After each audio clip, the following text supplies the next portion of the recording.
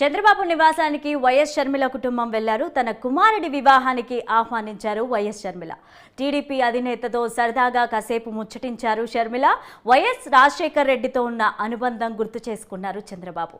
నా కుమారుడి పెళ్లికి రావాలని చంద్రబాబు కుటుంబాన్ని ఆహ్వానించారు షర్మిల. చంద్రబాబు నా కొడుకు వివాహానికి తప్పనిసరిగా వస్తాను అని అన్నారు.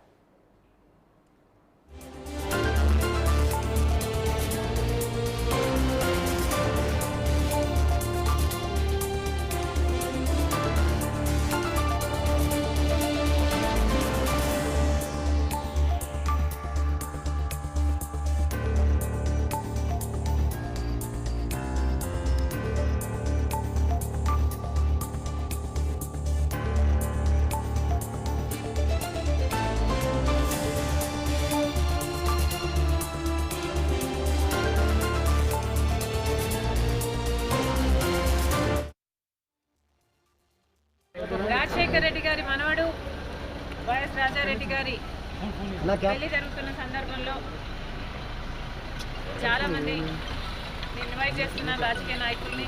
అందులో భాగంగానే చంద్రబాబు గారిని కూడా పెళ్లికొచ్చి వాళ్ళని ఆశీర్వదించాలని కోరడం జరిగింది. చాలాసేపు రాజశేఖర్ రెడ్డి గారి గురించి, వాళ్ళ ఫ్రెండ్షిప్ గురించి, వాళ్ళ రాజకీయ ఇనిషియల్ ప్రస్థానంలో జరిగిన విషయాల గురించి అన్నీ గుర్తు చేసుకున్నారు, మాకు గుర్తు చేశారు. చాలాసేపు మాట్లాడడం చాలా సంతోషం అనిపించింది. వచ్చి ఆశీర్వదిస్తామని మాటిచ్చారు.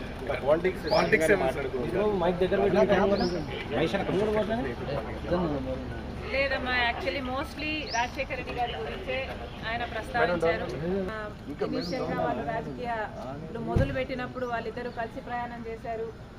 పొద్దున్న నుంచి సాయంత్రం వరకు వాళ్ళు కలిసే ఉన్నారు, జీప్లలో కలిసి తిరిగారు. ఇలాంటివన్నీ ఢిల్లీకి వెళ్ళారు. అప్పుడు చీఫ్ మినిస్టర్కి వాళ్ళిద్దరు కలిసి చేసిన ప్రయత్నాలు అయితేనేమి ఇలాంటివన్నీ చెప్పుకుంటూ వచ్చారు.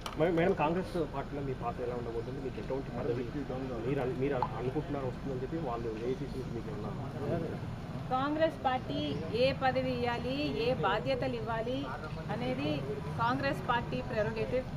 కాంగ్రెస్ పార్టీలో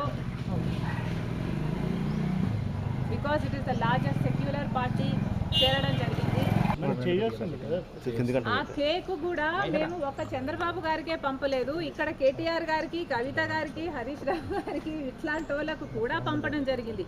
యాక్చువల్లీ ద బ్యాక్గ్రౌండ్ ఈస్ రాజకీయాలు అన్నది జీవితాలు కాదు, రాజకీయం అన్నది మా ప్రొఫెషన్. మేము ప్రజల కోసం చేస్తున్న ఒక సర్వీస్.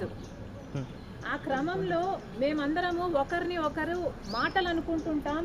మేము రాజకీయ ప్రత్యర్థులం కాబట్టి అనుకోవాల్సి వస్తుంది, అనాల్సి వస్తుంది. అలాంటి బిటర్ రాజశేఖర్ రెడ్డి గారి మనవడు వైఎస్ రాజారెడ్డి